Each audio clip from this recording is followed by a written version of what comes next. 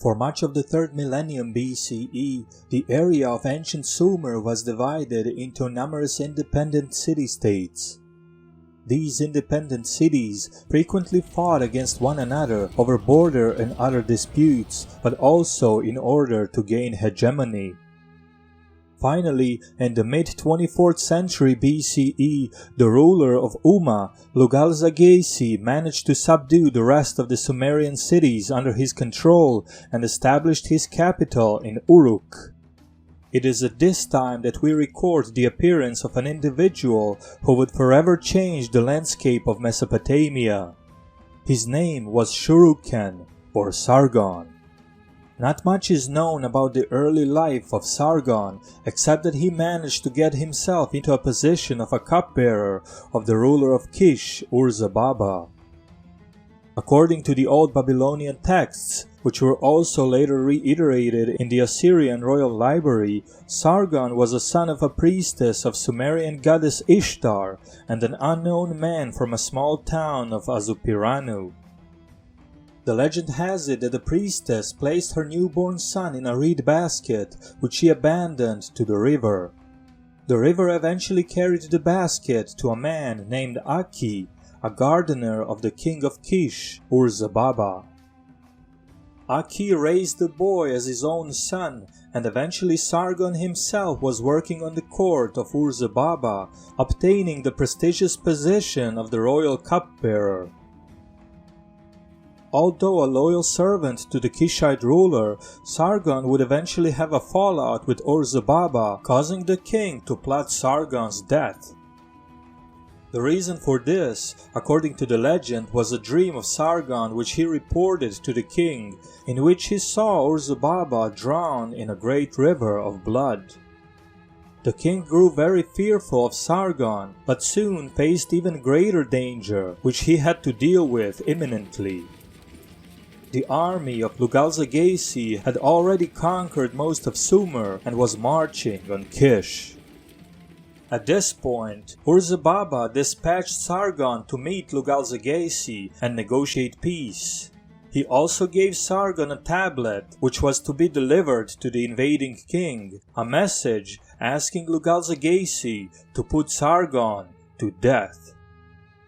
Obviously, Lugalzagesi did not comply, but made Sargon aware of it and asked him to join the invading force and depose Ur-Zababa. Sargon agreed, and the army proceeded to Kish. As Lugalzagesi approached, Ur-Zababa fled the city, never to be heard from again. Lugalzagesi thus conquered Kish and eventually continued his march all the way to the Mediterranean, claiming to have subdued all the cities and kingdoms on his way. According to the Nippur vase inscription, when god Enlil, the king of all the lands, gave the kingship of the land to Lugalzagesi, he justified eyes of the land. He made all the lands throw themselves at his feet, from the rising of the sun to the setting of the sun. He made them bow down before him. In reality, Lugalzagesi's march likely earned him tribute from numerous cities, showing both fear and respect to the powerful king, but he did not annex those territories, and his realm probably did not spread much beyond the cities of Kish and eventually Akkad, which appears to have been established by Sargon as his own seat of power. Things would soon go south between Lugalzagesi and Sargon, who seemed to have incorporated Kish into his own realm and cancelled loyalty to the king. The war broke out, and it was apparently Sargon who marched on Lugalzagesi to his capital of Uruk.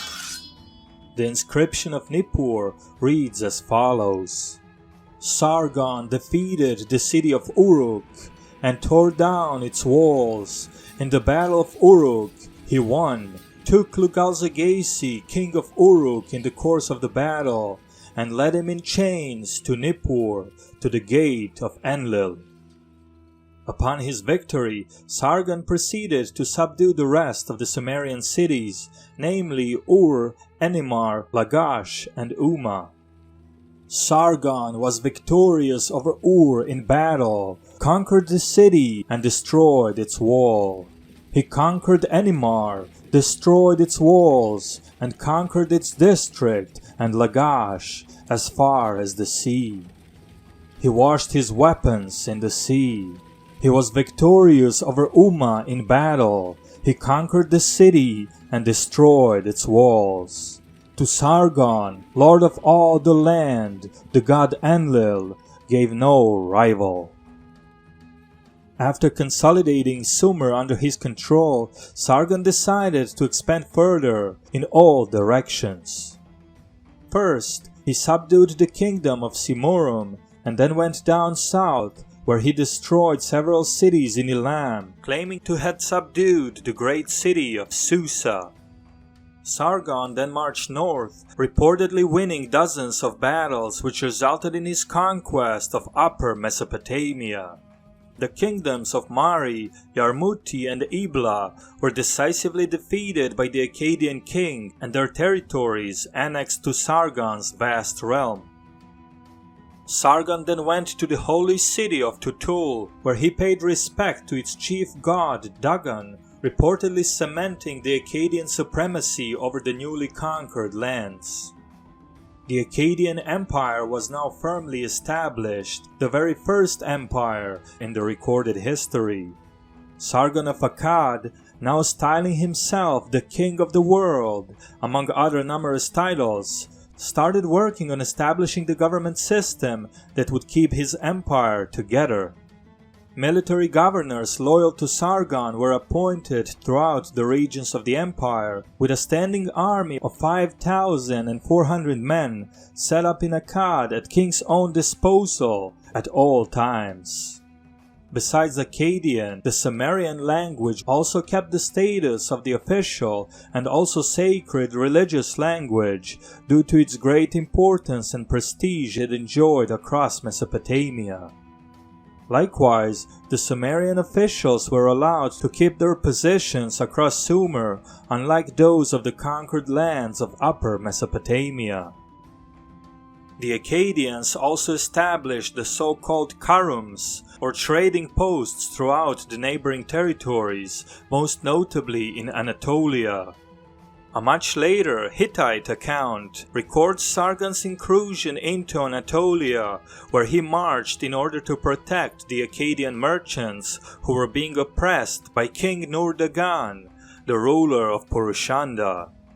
According to the tale, the campaign lasted for 3 years, with Sargon eventually emerging victorious and Nur-Dagan submitting to the Akkadian king before the city gates, declaring that Sargon has no equal.